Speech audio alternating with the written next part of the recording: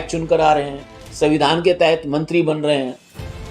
लेकिन आपकी ये बात सही है कि जिन सरकारों को विधायी प्रक्रिया है, कानूनन प्रक्रिया है, कानूनन जो मशीनरी है, जो नौकरशाही है, नौकरशाही और प्रशासन और सबका जो अमला है, उसका दृष्टिकोण अब लोकतंत्र की जगह किसी एक तबके की तरफ ज्यादा झुकाव है उसका। ये झुकाव जो है, इससे हमको लग रहा है कि संविधान की अवहेलना हो रही है, और निश्चित तौर पे संविधान की अवहेलना। क्योंकि ऐसा है कि ऐसा नहीं कि मुस्लिम्स की अपनी पार्टियां नहीं, मुस्लिम्स की बहुत सारी पार्टियां हैं। हमको ये समझना है, मैं तो देखो, मुझे नहीं पता कि आप क्या समझते हैं, क्या समझते हैं, लेकिन मेरी दृष्टिकोण ऐसी है कि हमने तो पिछले 40-45 साल दलितों ने अलग राजनीति करके देखी है, और हमारी पार्टियां सरकारों में, दलितों की पार्टियां सरकार में भी शामिल रही हैं, उन्होंने सरकारें भी बनाई हैं।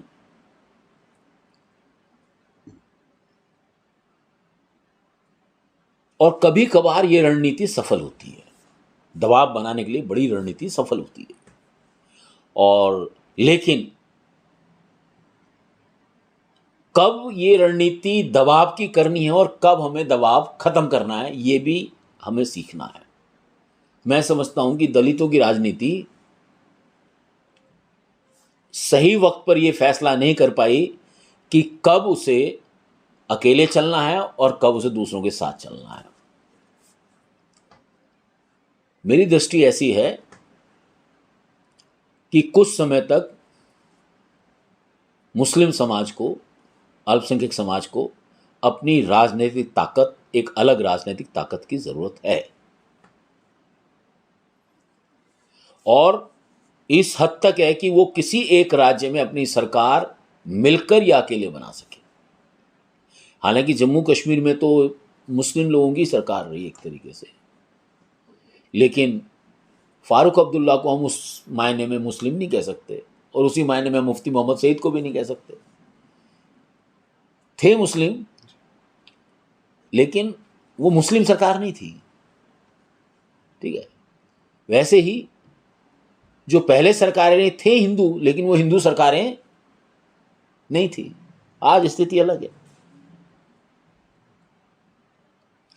तो रास्ता हमें ऐसे निकालना है कि हमें राजनीतिक ताकत के बरक्स तो एक राजनीतिक ताकत चाहिए।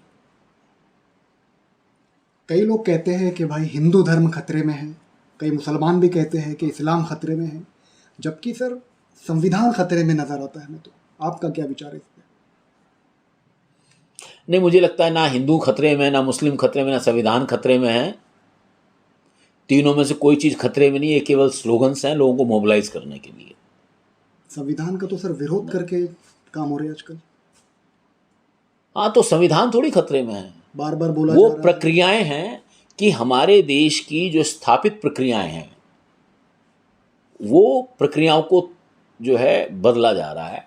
और संविधान तो चल ही रहा है ना इस देश में, संविधान के तहत चुनाव हो रहे हैं। लेकिन मेरी बात सुन लीजिए, संविधान के तहत चुनाव हो रहे हैं, संविधान के तहत सरकारें चुनकर आ रही हैं, संविधान के तहत विधायक चुनकर आ रहे हैं, संविधान के तहत मंत्री बन रहे हैं।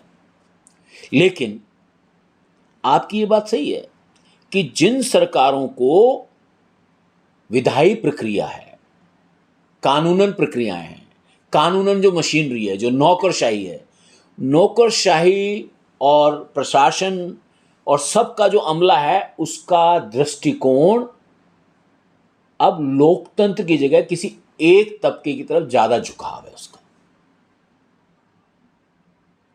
ये झुकाव जो है, इससे हमको लग रहा है कि संविधान की अवहेलना हो रही है, और निश्चित तौर पे संविधान की अवहेलना है, इसमें कोई शक नहीं है। संविधान की अवहेलना है, संवैधानिक प्रक्रियाओं की अवहेलना है। लेकिन अगर आप सरकार से सवाल करोगे, हम तो संविधान मान रहे हैं, तो हमें सोचना है कि संविधान खतरे में ज्यादा पावरफुल रहेगा या संविधान की सरकार अवहेलना कर रही है, ये हमारा मुद्दा रहेगा। जब हम अवहेलना की बात करेंगे तो हम एक एक प्रोसेस और प्रक्रिया पर फोकस करेंगे, और जब हम संविधान की अवहेलना कहेंगे तो उसका संविधान को खतरे में कहेंगे तो उनका सीधा जवाब है ना, आपके उनके पास जवाब है कि प्रधानमंत्री तो लोकसभा ने चुना है, मुख्यमंत्री तो विधानसभा ने चुना है, आपके पास क्या जवाब है? लेकिन अगर थाने में ललितपुर, उत्तर प्रदेश के ललितपुर में एक थाने में अगर बलात्कार की पीड़ित एक लड़की जाती है और उसके साथ थानेदार रेप करता है, जिसके ऊपर आरोप है रेप करने का, ये कानूनन प्रक्रिया का उल्लंघन है। संविधान तो नहीं कहता कि आप रेप करो, लेकिन संविधान की जो प्रक्रिया है उस प्रक्रिया को दरकिनार करके यह काम किया जा रहा है। तो हमें प्रक्रियाओं को और संविधान को दोनों को समझना पड़ेगा। लेकिन क्या है कि हम लोग सिंप्लीफिकेशन में यकीन करते हैं, और सिंप्लीफाई करने के चक्कर में हम लोग असली मुद्दे को दरकिनार कर देते हैं।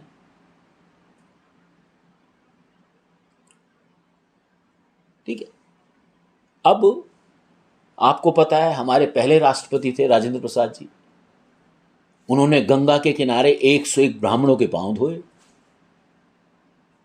हमारे मौजूदा राष्ट्रपति हैं, वो पुरी मंदिर में गए नहीं गए?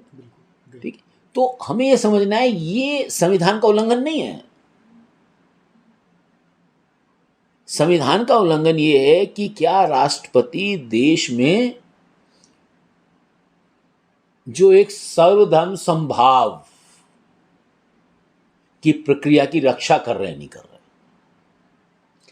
अगर सर्वधर्म समभाव का उल्लंघन हो रहा है तो क्या राष्ट्रपति उस पर हस्तक्षेप कर रहे हैं या नहीं कर रहे? क्या वो एडवाइजरी भेज रहे हैं, नहीं भेज रहे? ये है संविधान का।